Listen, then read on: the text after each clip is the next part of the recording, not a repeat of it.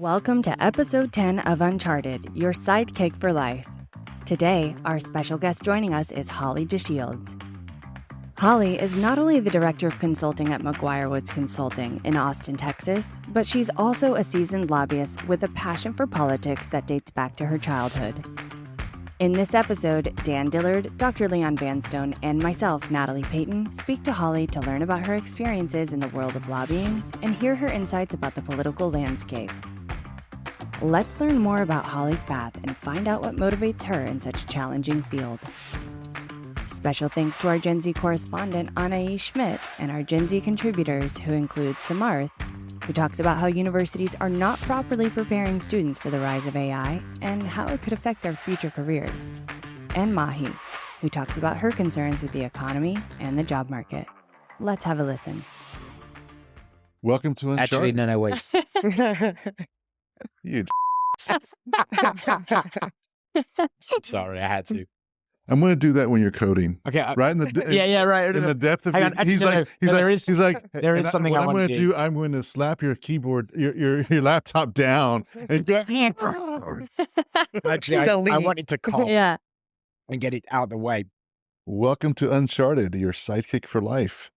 What are we? Episode 10 now. 10 double Wow. digits. Love it.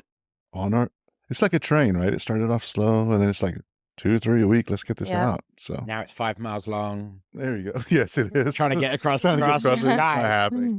Let's do some brief intros. Hey, everybody. I'm Natalie Payton. I am an actor, comic, and podcast person, Natalie. Hello, everyone. I'm Dr. Leon Vanstone, rocket scientist, storyteller, entrepreneur, and co-founder of Founding Up. Hi there. I'm Holly Deshields with McGuire Woods Consulting, and I'm a director of consulting and a lobbyist and work for a law firm. And I'm Dan Dillard, your co-host here at Uncharted and also co-founder of Founding Up, among other things. And we'll get into that. You guys already know about that stuff. So many hats. So many hats. Let's see which one of my hats are. All right, today we're the host. Today we're hosts. Welcome, Holly. Thank you. Happy to be here. I'm so intrigued. We had one of your business partners on yesterday and learned some, not everything that we need to know about lobbying and the work that you do, but I want to get into your history. And as you know, we're going to talk to some of our correspondents that have questions. We'll answer those things as well. But also, I think the formatting, as we look at the podcast, we want to go deeper into what our mentors do and mentors have done. So let's talk about where you're at now and what you love about what you do now, and then we'll kind of go backwards from there. Okay. Sounds great. So politics has been in my blood since I was a child, but what I love about it is the relationships and building upon those relationships. We really are human capital is all we have to sell, and that's our reputation, relationships, networking capabilities, and just having respect for anybody on either side of the aisle and really doing what's best for our clients. And our clients are very varied, and that's probably my favorite thing about my job is I'm not pigeonholed into one subject. Right. What was it about? Well, why don't we just start from the very beginning? Let's start off with how you got started from school to like how this Sure. path went. So, So again, politics has always been in my blood. It's nothing that I grew up with. My family is very apolitical. My mom was a teacher. My dad was a used car salesman, but I just really loved it from day one. I remember in 4th grade, I put this is going to definitely date myself, but I put a poll on the election day on the outside door of our classroom of if people were going to vote for Clayton Williams for governor or Ann Richards. And let's be clear, a lot of 4th graders don't right. even know who's running for governor. So at that point in time, my teachers were like, this is something that you're definitely interested in. That's so really cool. yeah, it was a lot of It's cool that you identified it that early. 100%. And from there, I was, always did student body elections and things Was of it that public nature. service? Was it just change? I think it was the change, making change, Mhm. positive change. Okay. And really having, a stake in the game. If you don't vote, you can't bitch. So I love that. I like I that. mean, That's it's so a very good. true statement, right? Yeah. So I just felt like that was always something that was important. So I got my first job when I was 14, worked in a dancewear store, and I worked at an insurance agency. I worked for a day trading firm. This was all 14 to 18, my high school years, Mhm. as well as being very involved in my school and volunteering and philanthropy and all of that good stuff. But decided to come to UT. Again, loved it. There was state capital, but I bleed burnt orange, always have. Mhm. So I started here. Look at I her. Yeah, adore I know. Look at her See? gesture. Yes, I very much appreciate it. But my September of my freshman year at UT, I had just joined a sorority, and it was my first sorority meeting on a Monday morning. And I had asked one of the older girls if she knew of an internship or anything at the Capitol. And she said, actually, you can take mine. So I went with her that Friday and met her people. I ended up with a state senator for 12 years, started as an intern, worked in every position in the office, was his chief of staff the last 6, and was the youngest and only female chief of staff at that point in time. So Wow. loved working for him. His family is my family. Still talk to them very regularly, and knew after the experience I had with him that I didn't want to go work for another politician. Like he spoiled me rotten, Sure. and I didn't want to leave with a bad taste in my mouth. So Right. with the firm that I'm currently with, I joined them in 2012. And I had worked on a bill with one of my colleagues in Virginia, but a Texas legislative bill. And they just said, always come talk to them if I was ever going to leave the Capitol. So Mhm. technically in my adult career, I've had 2 jobs, one with Senator Jackson and one with McGuire Woods. And that's over the span of 25 years. That is Wow. so cool. This is like a unicorn, people, right here. Yeah.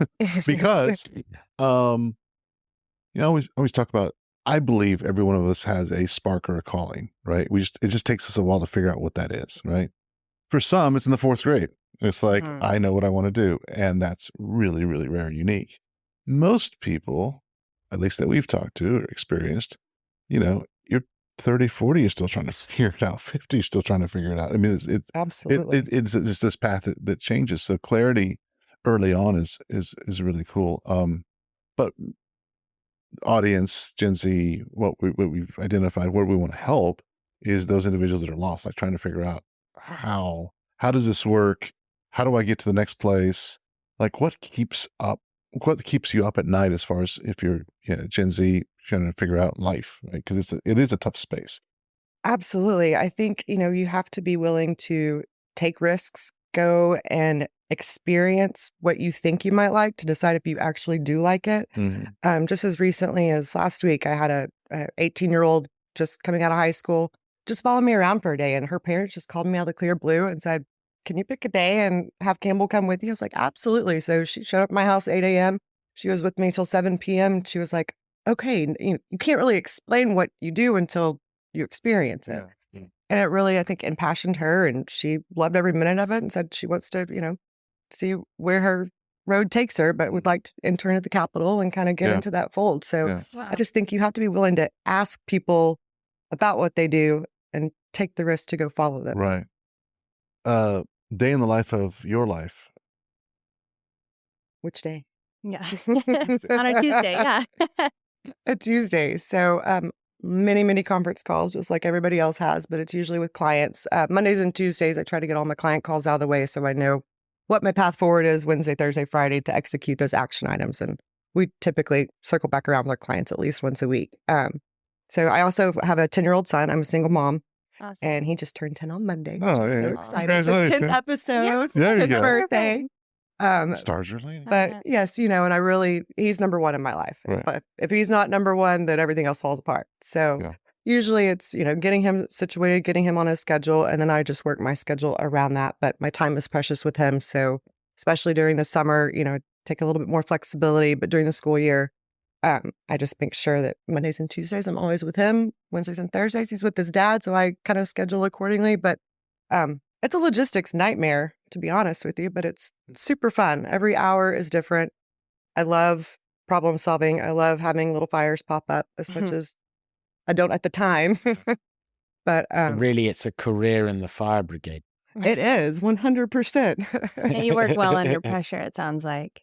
Yeah, I mean, pressure's whatever you think it is. I mean, I don't feel pressure a lot of the time, which I don't know, maybe. I want to know about that. Like, how did you get to that point? It was many, many moons ago too. I think I was working for Senator Jackson, and somebody just came up to me, and I think we had a staff of 15. It was bill filing deadline or something. Big things were just happening, and somebody walked up and they're like, "You're not curing cancer." It's like, You're exactly right. This is all still going to be here. Right. And there are still ways to have workarounds and backfill. And, it's all about the process and knowing how to work the process. Yeah. So if I'm not curing cancer, I think everything else can just kind of fall into place. My business coach, Becky, we had her on our first Yeah. episode. Life coach, not business coach, but she frames it nicely as like, we're all on this planet that spins every single day around a solar system that spins around other galaxies that spin. Mm-hmm. We're not going anywhere. It's just round and round and round. And it does put things into perspective. It's like tomorrow's a new day, and there's a different perspective to that, which brings anxiety down. So, Mm-hmm. but yeah, I think that's a great way to look at it. Except if you consider the very end of the universe, which is, of course, the entropy death of everything. Of course. Which I would say is quite anxiety-inducing. It but is. And a lot of thankfully things it's you don't. That is so hundreds of optimistic. billions Yeah. of years ago. So, Well, I feel like my one contribution. Can't argue Goodbye. with science. Mic drop. Yeah, right. Spinning for now. And actually, a mentor of mine taught me a couple of years ago. She's like, we are always she's like, picture your life as 3 bowling pins in the air and you're the juggler. There's always going to be one in the air, but you're always going to have your hand on 2. There's no way to catch all 3 and have them all still moving. So just focus on the 2 that are in your hand, and that one will come down and one will go up. And so for me, that just really sums up personal, professional, all of the things in my life of where the balance is. It's not all going to be balanced. I like that visual Mm-hmm. Yeah, that's great. a lot. That leads me to 2 questions that are curious. 10 years old. What grade is? He is going into 4th. Has he figured out what he wants to do? He wants to be a professional athlete or a lobbyist. Aw. And that is going to be in a magazine that he's spotlighted in next month. Oh, wow. Oh, that's so cool. The answers were hilarious. That is cool. But yes, Well, but his dad is a lobbyist, I'm a lobbyist, and his stepmom is a lobbyist. So Oh, wow. So, yeah. There you go. Okay, cool. And the second question that in this conversation that we were chatting about is your mentors. Like, what Mhm. mentorship have you had, and what impact has it had on you? a lot, I think when I worked inside the Capitol, just the people that I looked up to are the ones that have always helped me the most. I would say, there's definitely some females in my field that I've looked to and make phone calls to, and they've helped me guide through the process. And my field is very male driven, male dominant, but that has never really crossed my mind. Right. I don't really care. Right.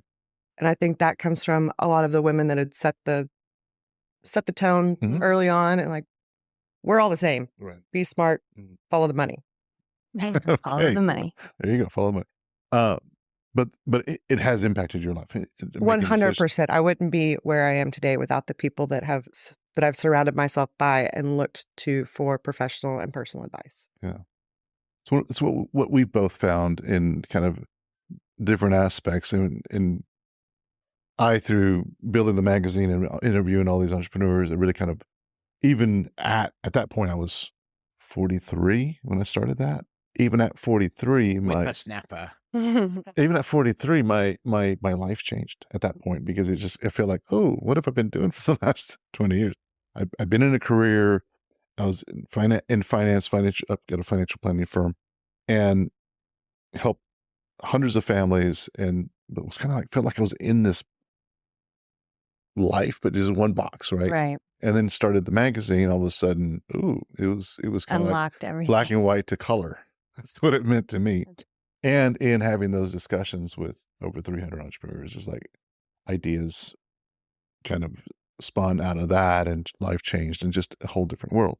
So for me, it was such a huge impact. I know for Leon as well. I don't think we've talked fully on the show about the things that you've experienced Yeah, teaching in I really got university. to see that from both sides of the mirror, right? The mentorship piece in some regards, right? Because you're there watching what happens to hundreds of people when you give them, open access to. Well, we share that story. I don't know if we shared that story on Yeah, I don't think I've heard it. Well, because I started the Rocket Lab, and Worked at UT. Worked at UT, founded this rocket lab. The point in the rocket lab was to, undergrads would come to UT and UT would say, come to UT, be a rocket scientist. But there was no rocket science 101. There was no clear, repeatable roadmap that would, if you clearly just took the courses and got a decent grade that you could just go through and then get your job, right? So be the change you want to see in the world, sort of like the magazine. I started a rocket lab. You say casually, I suppose.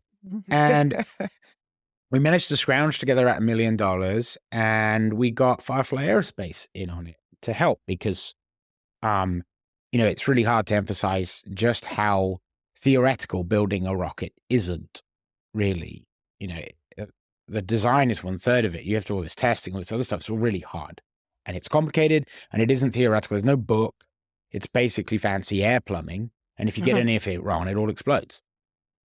And so Firefly came in and provided an incredible amount of mentorship, mostly to the students because they were the ones who were going to be doing most of this.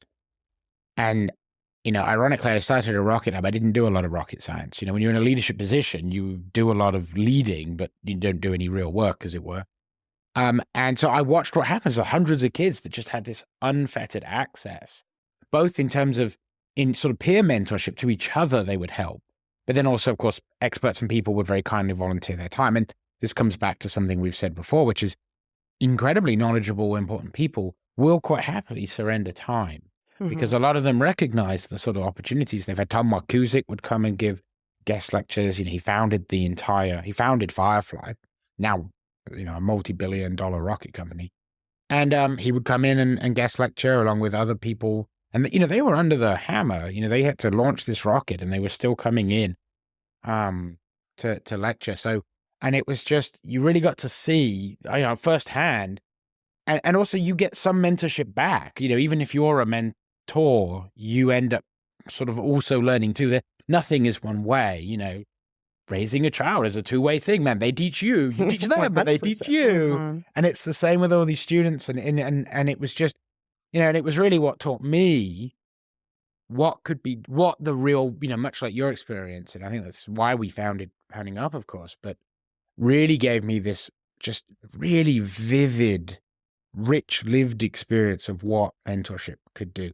Kids would be failing at a UT that would turn everything around. And okay, they didn't leave with a good grade, but man, some of them now build rocket stands for prestigious rocket companies with terrible GPAs because of the, sure, and again, life's failure tolerant. You think you're failing. You're not failing. You just weren't cut out for academia. That wasn't the point. You had a different spark, as you said. So, that was my lived experience of mentorship.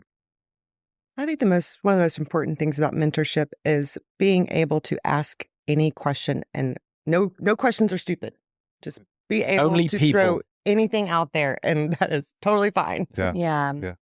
Well, it's that vulnerability that I think a lot of people, because there's this, and we've talked about this fake it till you make it, kind of thought process. That is, and you have a nice way of looking at this fake it till you make it approach. But I think that fear of not being who others think you might be, then you're afraid to ask the question. And in reality, we're all human. We all understand. We've all been there. It's all being vulnerable and being open and like, hey, I don't get this. Can you help me? And then immediately the next human is going to be like, yeah, let's do it. We're built to teach. Throughout history, we've taught through storytelling. Is just that all that knowledge goes from one place to another. So that's really, really cool. Well, and I tell everybody on our team, and there's 15 of us, from the intern to leadership, we can all be called janitor and we can all be called governor. I don't care. Just let's do what gets the job done, and everybody is on an equal playing field, and there are no stupid questions. I'd rather you ask a question than not, and then we have to go clean it up a mess. Mm-hmm. Yeah. Just a couple more questions, and then we'll jump into this. I am curious, though, as far as like, what are some of the most exciting things you've worked on or been able to see throughout your career in government and politics that you're like, oh, that affected real change? Or are there any moments like that you look back and say, I'm proud of that, or I just kind of want to give the audience a glimpse of like the power of what lobbying can do for a cause? Sure. Trying to think of some of my favorite things to work on.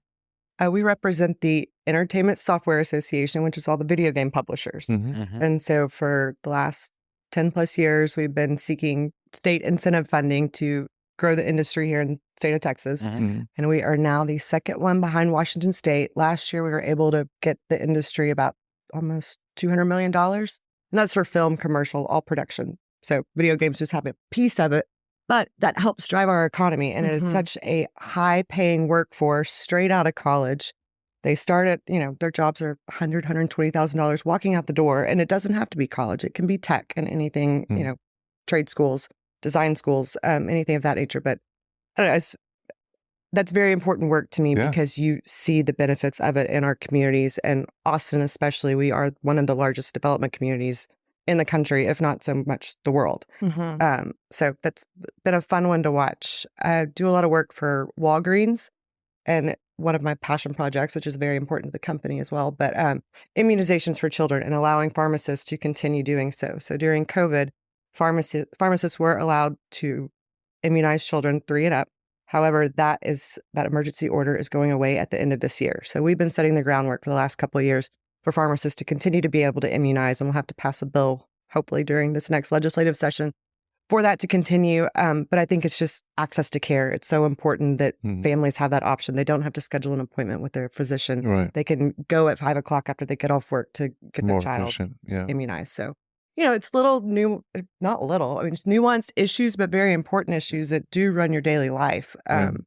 We do a lot of work for City of Fort Worth, City of Dallas, and those are really, local issues driven by their city leadership. And it can be anything from, working on lowering property taxes to they need a bill passed to be able to do a zoning situation to make sure the fire department can get to this neighborhood. I mean, you just never really know what's going to pop up. Yeah. Right. So our job just really runs the gamut of a little bit of everything. We have after Hurricane Beryl, we have a disaster recovery company that has prepositioned to help in that aspect. You had some nonprofit things you were talking about as well, like foster care and yes. So one of my other favorite ones is the St. Vincent de Paul Charitable Pharmacy. They're based out of Dallas, and they provide medications for chronically ill patients that are Texas residents and not insured. And they provide those medications for free throughout the state, delivered to your house. Wow. And so we are seeking them more funding so they can expand their program. But they deliver about 800,000 prescriptions to the chronically ill, which keeps them out of the hospitals and out of our ERs. And so also a passion project, fun one to work on. Nice. I love that. That's really cool. I love that. Thank you for sharing that, because I think that, when you hear the word lobbyist, personally, it often comes with this negative connotation of these lobbyists did this and they passed us thing, and this is all this negative stuff. And I've been called pond scum, out of the clear blue, sitting at a hotel restaurant. And this gentleman asked me what I did for a living. It's like, you're just pond scum. I was like, pond scum, though. So could you not just keep that to yourself? Why did you actually have to say that out loud? But also, I, on the other hand, am across the pond scum. Works out. Pond Never been scum. disputed. But I think it's great to enlighten people with what the job does and what the benefits are. Right? There's all kinds of good things that can come out of it. Absolutely, and I'd say 90% are the good things that come out of it. Now, what you see on the news and what you see in movies, aren't lobbyists to thank for telling the world that breakfast is the most important meal of the day, or for the Got Milk campaign? We are public relations people. Okay. I mean, top to bottom, we work with grassroots, grass tops. We do crisis communications, strategic communications, all of those things. And yes, you're exactly right. It is taking that little seed and giving it, publicizing it. Yeah, giving it. Sounds like it's just you have the relationships to make things flow more efficiently. Absolutely. And communicate effectively with people that are going to be out in their communities talking about it. Mm-hmm. Makes sense. Very cool. All right, let's jump into a couple of these questions. You selected some good ones here. Let's talk. This first one is AI career, because this is a hot topic at the moment. It's a hot topic with everybody, and I've been talking about it a lot lately. How will AI affect you in your future careers?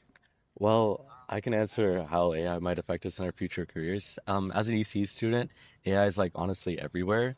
And many people see ChatGPT or things like Cloud taking over the literary space, where it just writes most of your assignments for you. But at ECE majors, most people don't see the AI that's taking over technical spaces, that's really automating things in the background. Um, I think the university prepares us for things like more popular AIs like ChatGPT and all. They say sometimes you can use it for assignments, sometimes you can't. But there's really a lack of teaching us about technical AIs and machine learning.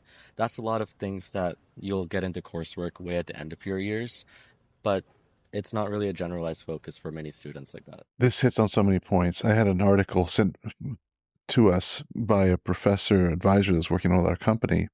And the article says the new data says that 70% of students feel like they're not getting, they need this AI training and it's not happening.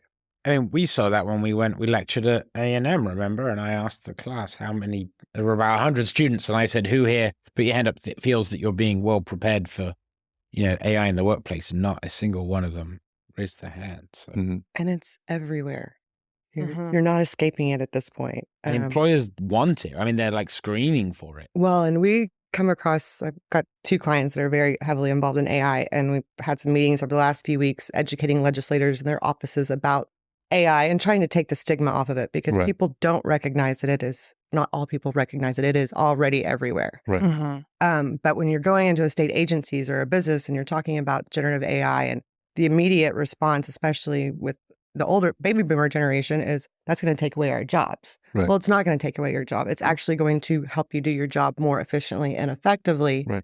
And with the Gen Zers in school or kids in school right now, what they are going to have to learn to do better and more, or better than our generation for sure, but editing and fact checking. Mhm. Like their job just went from all the papers we used to write doesn't happen anymore, but you got to be a very good editor and a very good fact checker Mhm. to make sure that all of that is correct and you're submitting the right information. But I think that that's really where kids need to focus these days as well. The fact checking is going to be important. There's an AI for that. Yeah. Well, I start to think about now how good AI is as far as being able to imitate voice, and there's whole companies that they're doing that. So, like, what do you believe? Mhm. Right? So the fact checking is going to be a whole new industry in itself. Like it's going from like 0 to 100 Right. as far as what needs. Is that true? Because it's what perception is reality. If that's what's being perceived, and it gets out in social media, and all of a sudden now you're having a bigger. It takes the social media issue up significantly notches. 100%. So this is a valid concern. It's a concern on both sides. We met with professors at A&M, and they get bombarded by all these companies that are creating AI things, and they don't know what, like, it's like, can you imagine, like, not knowing, doing something for, the last decades a certain way. All of a sudden you've got all these emails coming in with all these AI, I can do this, I can do this, I can replace your text and all kinds of stuff. And it's like, what do? I have no idea. And so there is this bit of a, for institutions, bit of a climbing uphill. Like, how do I figure this out? How do I create something that's most efficient for benefiting both the university and also the students? Well, it's just, I mean, I guess in our generation is also the equivalent to the internet. I mean, when I came into college, we could do email, but no one really understood the power that was going to take on and Mhm. how, I mean, everything that it has created. Yeah. So I just feel like they're on parallel paths. And what you pointed out, we said this in the show yesterday, is like, how long it takes. I think Kwame had this comment yesterday. It just takes so long for government to kind of get on the same page. We're still kind of arguing whether Right. the internet's a utility or not, and that's like 20 years ago. So That that's sailed. Right. It's Mhm. gone. So this is even faster. Yes. AI is even faster. It's going to do so many more things. So it's a valid question. But to me, I think where he's at is like, the underlying question that I hear in what was said there was, I just want to be prepared for the future. And I'm not sure that universities are doing that for us now, which begs the question, like, what are we paying $100,000 to an institution for if I'm not prepared for the future? Because that's the goal. And so that preparation, which is a two-sided coin, is something that we've got to address and face and kind of move forward on. So it's that reskilling. And I think the future, I think AI also will do what you just said. It takes a lot of the knowledge and puts it in your fingertips, and you just ask better questions. So what are the skills that are going to be needed? That's the question we need. What are the skills that are going to be needed in the next 5 years, next 10 years, Next year. next I year? mean, Yeah, that's a lot of the training is knowing what to ask and how to ask it, because that will drastically change the answer that it gives you. Or specifically, I'm thinking of like the creative part, how to write what you want to see when, like Dolly, for example. If you don't write it properly, you're going to get back something that's like you can't Right. understand it. Right. It's Yeah. So that is something that I would like to get better at, is knowing how to type something in to get an image back. We need to You know get what I really mean? good at Jeopardy, Yeah. What is? Yeah, exactly. asking the right question. All right, let's jump into the next question. It's probably an AI for that. What keeps you up at night right now besides school and like the environment or the economy or relationships? I don't know. Oh, yeah, I would say probably the economy, because it's just so hard to find a job right now. Like, I know people who graduated, with bachelors, and they're having a tough time finding something, just like friends of mine. Even people who've been working for so long, it's hard. I don't know. I'm not sure if like companies are lying about these positions being available or not. I don't know. I really don't know. Makes you wonder. Yeah. Yeah. So I think it's just getting so expensive, like cost of living, especially in Austin. So a lot of people are like moving back with their parents and things like that ever since the pandemic. So I think things are getting better, but I don't know. You can hear the anxiety. Poor thing. absolutely. And it's a real issue. It's from my perspective with the finance background, you look at all kinds of things and boring things on the finance side from like inflation and inflation rates and what had changed in the last 30 years and how the gold was detached from the dollar and what has that done to our economy? What has that done to the disparity between, we look, there's so many numbers that go through my head when I look at this, because, and it's to sit here and like draw it out on a board and say, this is connected to this is connected to this is connected to this. But all of that, I know how we got there, and that's how do you unravel this thing. But we end up here, which is I'm spending way too much on my education. I don't know what I'm going to do. Are there jobs out there? I don't. Are they even real jobs? Because there's like no notice whatsoever. And can I get a house? I mean, these are just like real anxiety questions for this generation. And it is so interesting that, I mean, I'm so insightful that they are thinking about the economy, because when I was her age, that never even crossed my mind. Right. And so the fact that it is staring them in the face, that shows that there is a true problem. Yeah. Shout out to the parents, though, taking the kids back in, because in 2020, my parents just bought a new house and they're like, we're empty nesters. And then 3 out of the 4 of us moved back into their house. And they're like, what's happening right now? This is not supposed to, this is not in the rule book. This wasn't in the plan.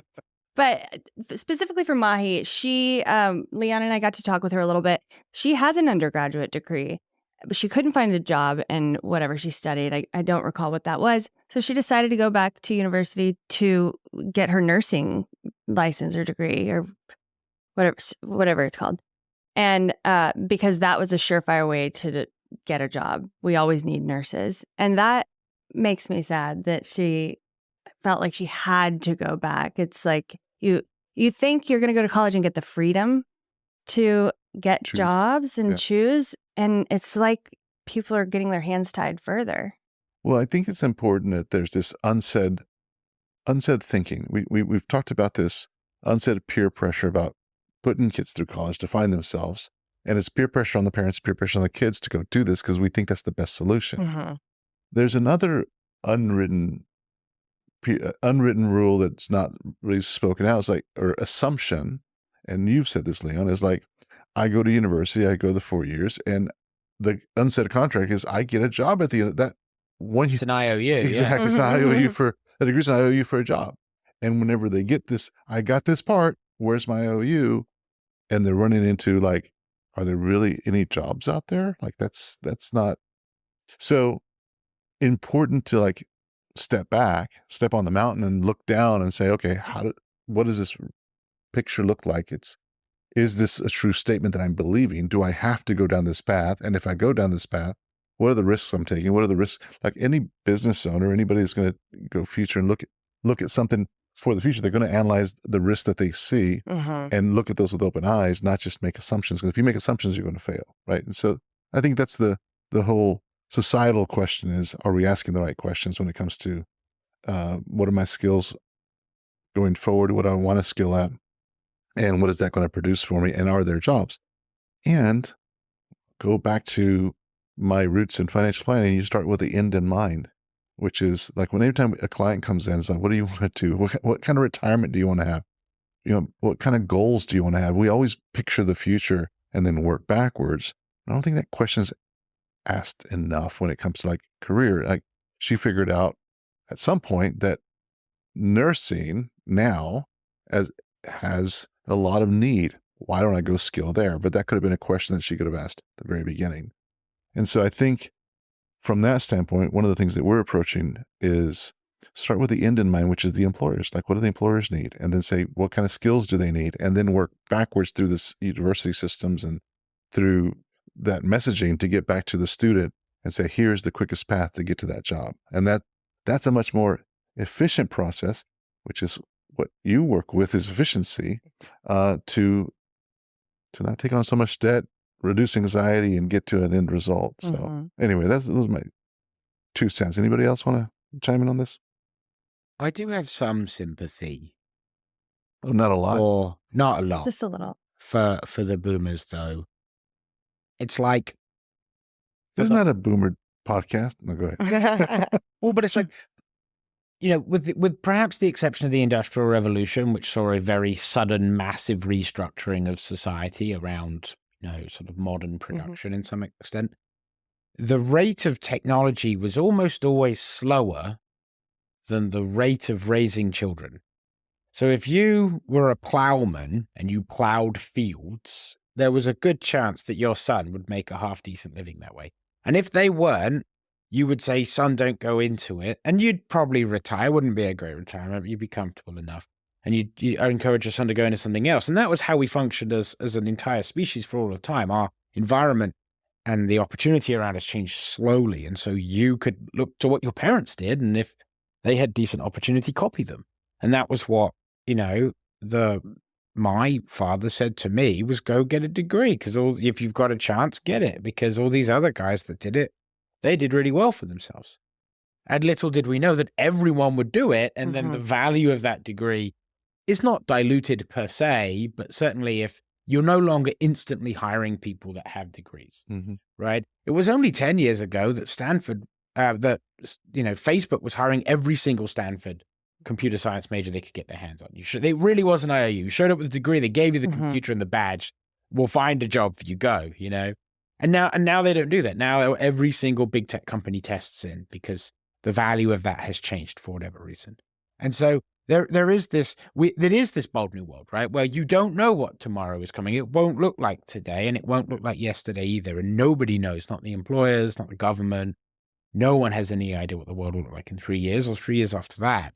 And the only thing you can really do is pivot, I think, the entire society really to a lifelong learning model and to a skills-based learning model. That's all you can do. But that's going to take a lot of time for our education system to catch up because all these institutions, the status quo is never fast to change. You know, it just can't be, right? Because entire livelihoods and industries are pegged to them. You can't just, you can just rip that out, but it gets spicy. It's spicy time. So I don't know. That's just kind of some thoughts from me there. Like, and it's just tough. I don't have good answers. And that's part of why, again, part of the pain that Founding Up is trying to help with. It's like, man, what can you do in 5 years? What can you recommend? Well, and something I thought of as she was talking is she looking at going to nursing school versus getting a $30,000 a year job right out of college? Is this more beneficial? I mean, does this look cheaper from the outset versus $30,000, having a roommate, getting an apartment, like getting on with the path, but also serving your time. I mean, we've all taken those. You got to start somewhere. So is that the hesitation that they don't want to start somewhere because they feel like they're entitled? I don't want to say entitled, but entitled to more. Right. Thoughts? I mean, I would say social media certainly promotes an image of what life should be like and what success feels like. I mean, but I also will say that the minimum wage, in Austin at least, doesn't cover rent.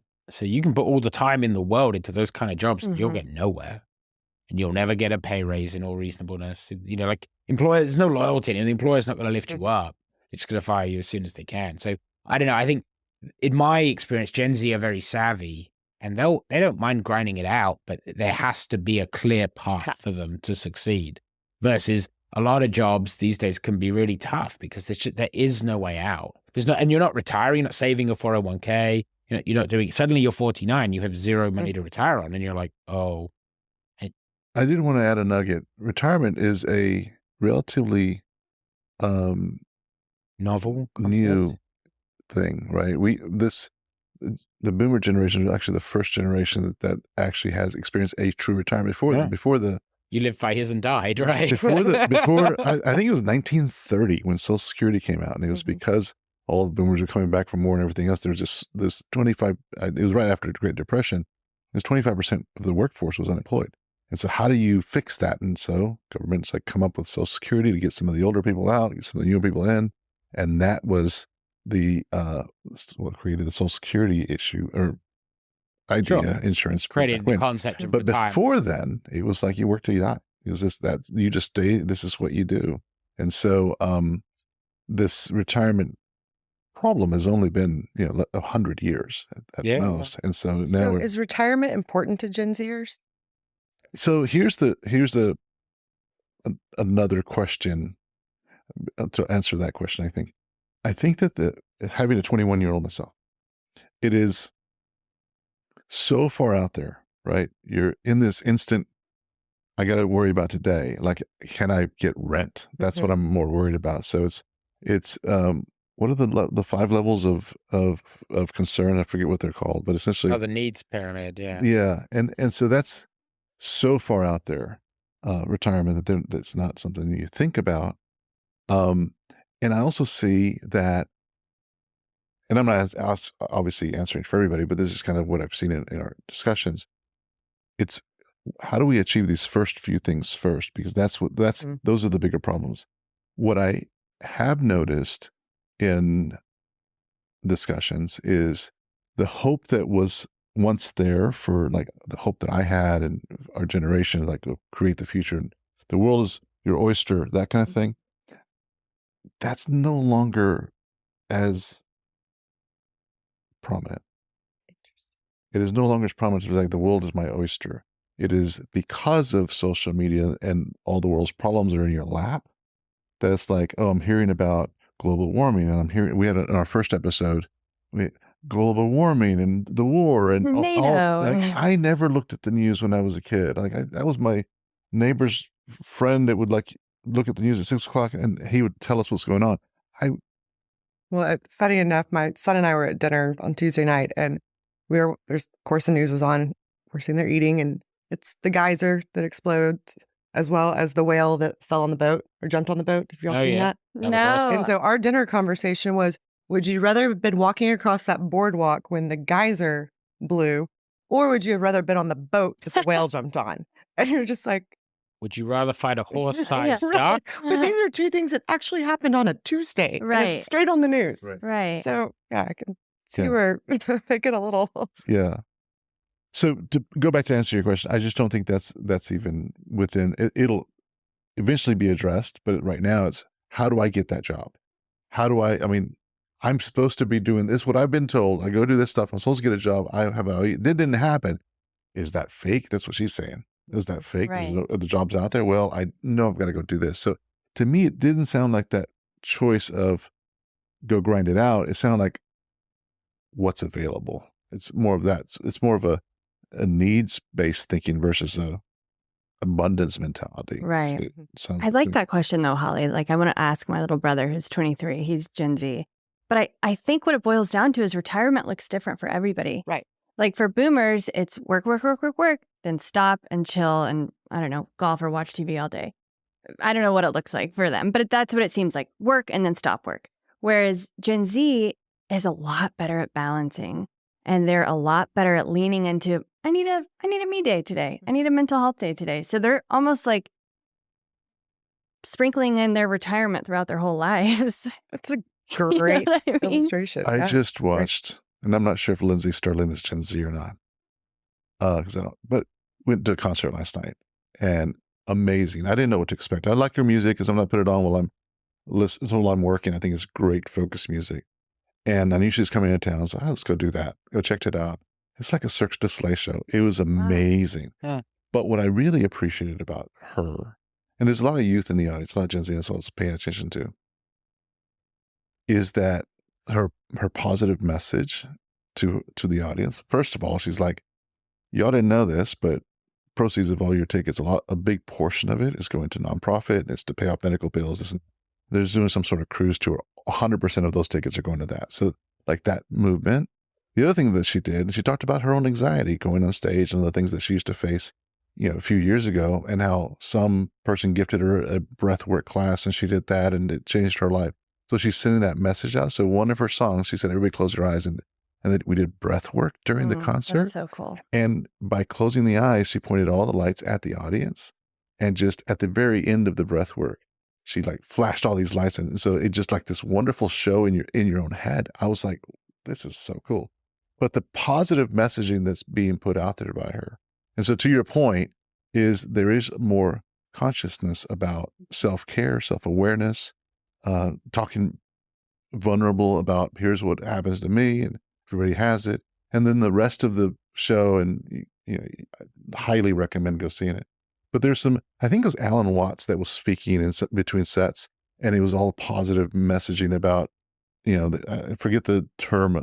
There's a certain Japanese art where pottery that's broken together comes back together with I know gold. exactly what you're talking about. And he talked about that, which really I had heard about this before. I thought it starts with a K, but he said that essentially once that pottery is put back together with gold, it's stronger than it was ever before. And so, the analogy to broken lives and how you can become stronger and go through that and become stronger to that. So all this positive messaging was happening, and I was just blown away by that performance. And now I have I loved her before, just the music, but as a person, I'm like much respect because you're doing the right thing for That's so the cool. community. So anyway, if you guys get a chance to see her, highly recommend go doing it. I think that We were not paid for that endorsement, ladies and gentlemen. But Lindsay, if you want to come on the show, Yeah. I want to hear about your path. Can and we? I want to hear about your mentorship to get you where you need to go. So And in post, we'll find out what the name of that Japanese pottery breaking is and put it on screen. thank you. Yes, we'll do that. And that's all the time we've got today, folks. I really enjoyed the visit. Thank you. I Yeah. did too. Thank Y'all you are so great. much, Holly. Loved it. And that concludes another episode of Uncharted, Your Sidekick for Life. A big thank you to Holly Deshields for joining us today and sharing her incredible story and drive. Holly's insights into the world of lobbying and politics have been truly enlightening. If you would like to participate as a Gen Z guest or a mentor, visit our site at foundingup.com or check out the show notes. Remember, folks, if you enjoyed today's episode, don't forget to subscribe, rate, and review on your favorite podcast platform. Thank you for joining the Founding Up and Uncharted teams. Until next time, keep exploring the uncharted.